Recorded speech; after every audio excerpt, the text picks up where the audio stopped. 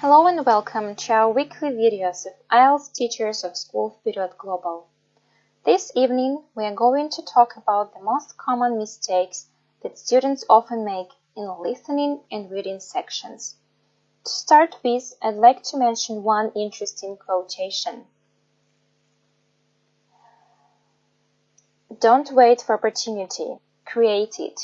This is the right time for you to start learning and make your life better. So learn English with us. Let's try firstly to talk about common mistakes that students often make in listening section. So let's try to differentiate that there is a big difference between the ability to listen and hear. Hearing is a sense that allows you to perceive sound. Physical act only requires perception of sound waves. Hearing is supposed to be accidental, without any particular purpose, involuntary and effortless, while listening is a mental process that requires concentrating on sound, catching meaning from it, and reacting to it.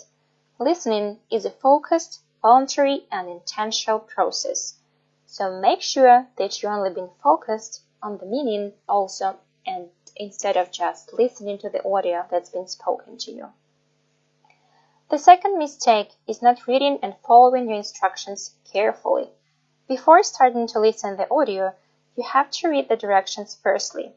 If your task says that you need to complete the gaps and write no more than 3 words in the gap, you will not get an extra point if you break this rule and write more or less than this number of words. That's why develop a practice of reading the directions even if you are practicing at home before the actual test. This will help you to understand that you will have real papers when you need to read the directions first and then start listening to the audio. The next point is spelling mistakes. Nearly every student has done these mistakes, not only in the writing part, but also in the listening test. Spelling matters. Any word spelled incorrectly will be marked wrong, and you will not get marked for that. So work on the spelling, because you will need it in the listening, reading, and writing parts. The following common mistake is grammar error. So IELTS gives you some questions where the answers are, for example, with ending S and ES. This means that they expect you to write the plural word in answer. However, if you miss that S or ES, your answer will be marked wrong. Similarly, they expect you to follow directly like the tip. So don't get stuck on this and just try to look attentively to the tense, because while, for example, the speaker uses in his speech present or past or future, for instance, so you should expect and write the following tense exactly, because this will also make your answer correct. The next point is losing the focus. This happens nearly to every student while taking the exam, if not for a long time, but at least for some seconds or maybe minutes. First and foremost, don't panic if it happens with you. Probably in the audio there was not really spoken anything related to the question you're worried about, thinking you've missed it, so just don't do that. You can't help yourself anyway thinking what could be the answer to the question you've missed. So the best and the only strategy to solve this is to move on. So you don't lose half if you don't answer some of your questions correctly, but at the same time, never leave any questions unanswered. A blank answer is given a 0 score on IELTS, while an incorrect answer it still makes the chance of having the right answer and getting higher score. Here, I'm not talking about the fill in your answer sheet. What I mean is your papers of listening task. Believe me, if you leave one of the blanks empty without any word, hoping that at the end you will return to the question one more time and recall it, trust my experience, you will not be able to remember it. Alright?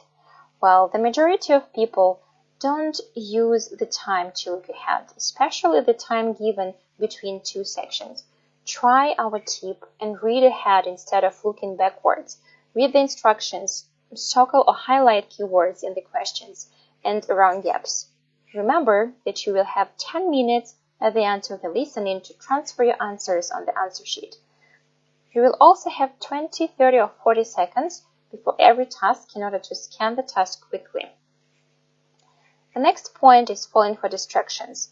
During listening, you may hear in the audio some words that speakers repeat or try to correct, especially if they try to make questions to clarify some information, and this work as distractors.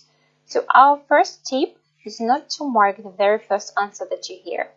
Rather, you'd better keep calm, stay patient, and then answer. There is a possibility that the correct answer is at the end of the speech. And lastly, remember that they are testing your listening skills. So remember that they can give you synonyms or similar words instead of exactly the same words from the tasks and questions. So be very attentive and keep in mind that they will not make it too simple for you. We are going to proceed to the worst 5 mistakes that people do while working on the reading part. The first case is that people read passages too slowly and carefully. This probably might sound funny to hear, but the thing is that the reason for this is that you actually you don't have enough time to read precisely and slowly. You only have 60 minutes and there is a lot of material to read and 40 questions to answer. So most people find it difficult to enter all sections and answer all 40 questions, if they read too carefully and slowly in particular. So what this means is that you need to learn a strategy how to find answers quickly and understand the content without reading slowly and carefully. And the way you can do this is by learning skimming and scanning strategies. So we're going to talk about it a little bit later. So try to avoid these mistakes. The second common failure is reading the instructions for each question very carefully and slowly as well.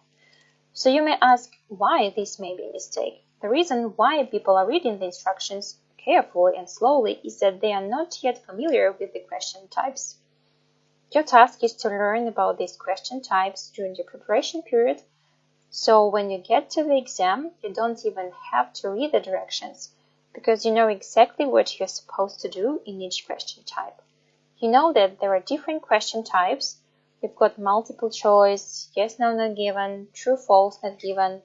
There are several types of questions that you need to know about reading, and you need to know them all before the exam very well and not directly during the IELTS test. So I said you don't need to read all of the directions, but you do need to read some of them, like gap filling or short answer questions, where they are going to give you a word limit to fill in the gaps, where you can answer only one or two or three words and maybe a number you can put in. So you do need to read these instructions. So you can't just skip the directions entirely, but the point is that you shouldn't read all of them to each question, because you should know generally how every question is structured, how you can find the answer, and what you're supposed to do. Okay, so we are moving to the third mistake that people make, and that is spending too much time searching for answers in the passage. This is especially true for the question type true, false, not given, or the question type yes, no, not given.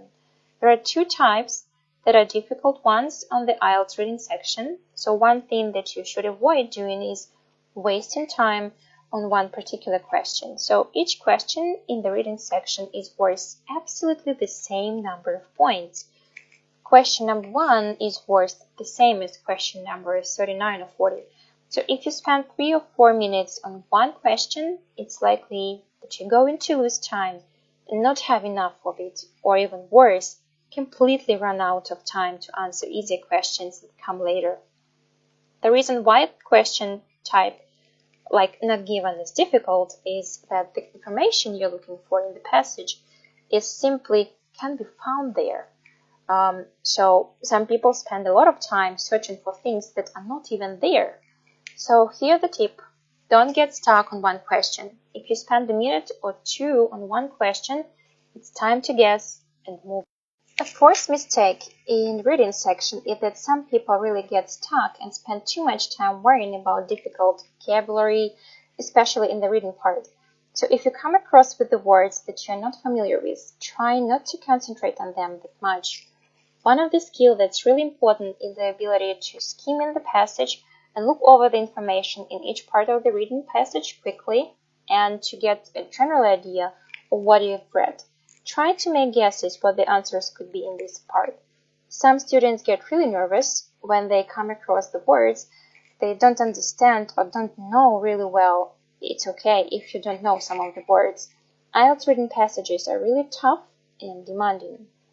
What you should do here is to read passage and sentence quickly, understand the general idea, and use your interference, like deduction skills, to answer the question in the passage.